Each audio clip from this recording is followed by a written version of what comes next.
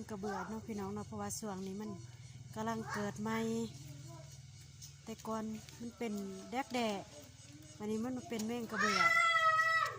ลายแท้ๆ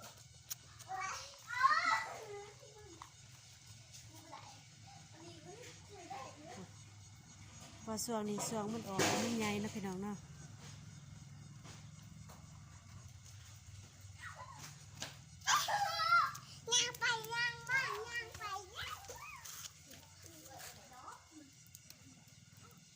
พอมันกำลังเกิดใหม่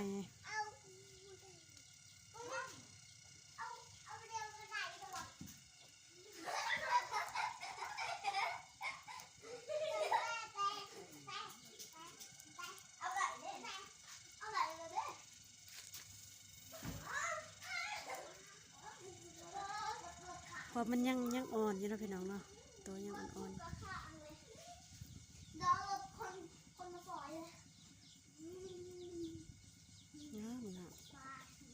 มันประจับเนาะมันบินเลยพอส่วนนี้มันเกิดเป็นแดกแดดเราจะเป็นแมงกระเบือพี่น้องตัวเท่ากับกินเนาะแสบเป็นแสบเลย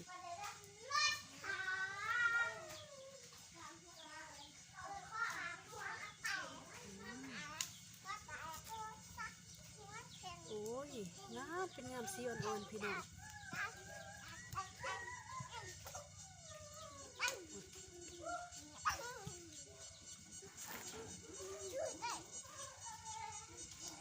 ถ้าเป็นดามากวนนะพี่น้องกันนี้เบิด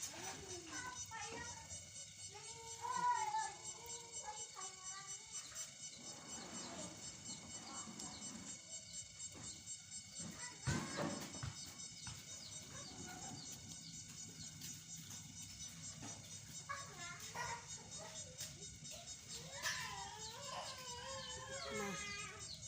ถ้าดำโอ้งามเป็นงามพี่น้องเอ้ยสีมันเจิดจ้าขนาด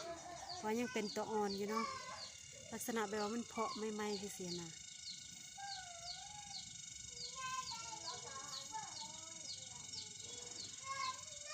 สีเดียวกับดอกกาแฟเลยถ้ามีไฟกวนแล้วมันจะอยู่จุ่มพี่น้อง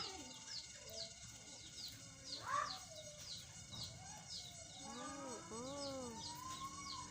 ธรรมศาสตร์อันนี้เลยตาเบิงตาส้มขนาด